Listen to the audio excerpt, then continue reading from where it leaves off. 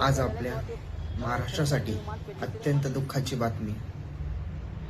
सकाळी झोपेतून उठलो आणि मोबाईल पाहिला आणि ती बातमी पाहिली ज्यामध्ये विमान अपघातामध्ये अजितदादा पवार यांचे निधन।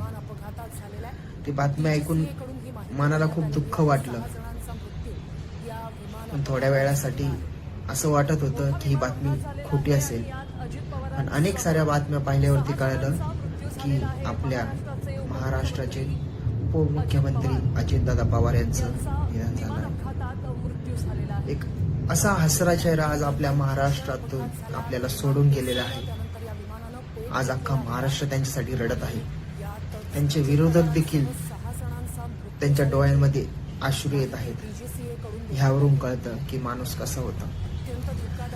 त्यांच्या सभा बघितल्यात मी त्यांना आतापर्यंत समोरून पाहिलं नाही, पण त्यांचे भाषण ऐकत असतो मी। एका भाषणामध्ये, एका सभामध्ये एक मुलगी त्यांच्याकडे येते, तिला काहीतरी बोलायचं असतं, तर दादा त्यांच्या हातातला माईक सोडून त्या मुलीला देतात।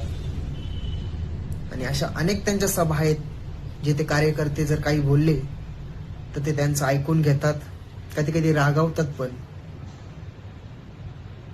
पण सर्वांना समजून घेणारे अजितदादा, सर्वांसाठी धावून जाणारे आज आपल्यामध्ये नाही आहेत। त्यांची कामे सर्व महाराष्ट्राने पाहिली आहेत आणि सर्व महाराष्ट्रासाठी ते एक आदर होते।